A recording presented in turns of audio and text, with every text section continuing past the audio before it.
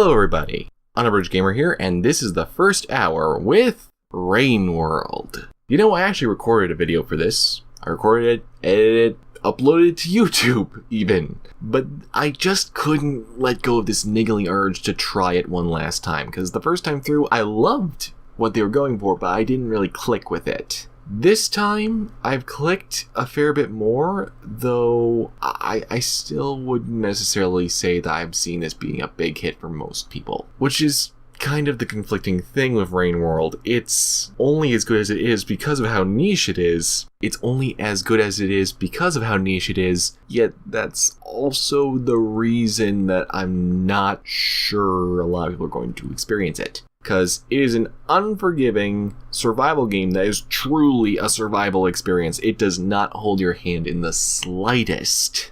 And also, it's very indie in that it doesn't really hold your hand that much. There are some things to help you, and there's a new easy mode that's coming along that will be patched in. And the world is relentlessly charming. It's just surreal exploring it all and seeing it all, and it really captures a post-apocalypse experience for something other than a human. This feels so much more genuine to what you'd expect it to feel like, rather than something like Fallout, which is not really the world has ended, more the world got messed up, and some people are okay. Some people are fine, and the rest are screwed. Or super mutants, which is still kind of screwed. But, here, basically everything wants to kill you, or you're killing it. And you have to make do with being more intelligent, but being way weaker than most creatures. Visually, the game is fantastic. Everything is clear and conveyed without a single spoken word, which is really good. I'm glad that they managed to pull it off. There's a light bit of tutorializing right at the start and some hints at what you need to do, but most of it is just not conveyed. For those of you wondering, major thing is to eat food and be able to have enough that you can go to sleep, and if you do that enough times, you can get access to new areas through a means that I myself haven't even fully gotten to see because, you know, this is a first impressions video, and also the game is really unforgiving. But it's also kind of brilliant in that it forces you to have to go beyond your normal region, because if you eat too much of the life around one specific spot, it'll just die out. It's a very organic sort of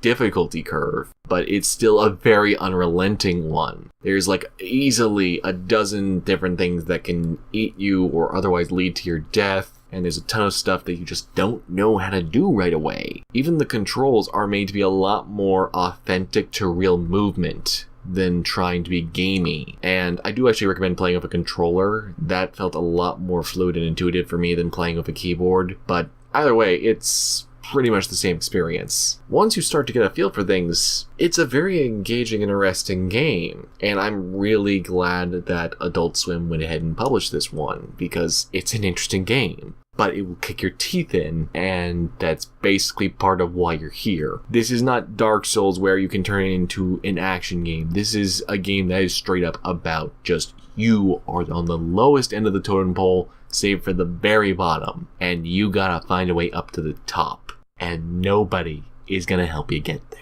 There is apparently also going to be some sort of multiplayer added in at some point, some sort of co-op. That is not added in at this point for my recording of this video, so I can't really comment on that, but it is coming, supposedly, so maybe that'll help things out a bit. Maybe a master player can help out a newer player. Either way, yeah, I like Rain World. It's atmospheric, just visually arresting. It's amazingly pure. I mean, there's no heads-up display or anything, really. It is a pure and simple indie game. This is why I started looking at indie games. It was stuff like Tiny and Big, Grandpa's Leftovers, and Overgrowth, and Rain World is right in line with all of that. It so encapsulates what an indie game could do that a AAA game would never be allowed to do. You'd never see a AAA game do this. And if you want that, sort of experience, this is your game. But if you do like those experiences and that's your preference, this one might be a little bit harder to go for. As for me,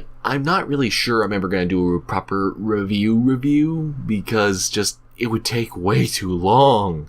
And I hate saying that because I want to dig more into it, and maybe I will do some other video on it down in the future, but for now, this is where my buck stops with this. I want to just appreciate the game. So, yeah, Rain World. It's an interesting one, but niche. And thank you to Evolve PR for sending me the review code. That's all for today, and if you liked this video, please be sure to check out the videos that are popping above. There's buttons you can press, you can see all sorts of other really cool games. I'm the Unabridged Gamer, signing off. Cheers!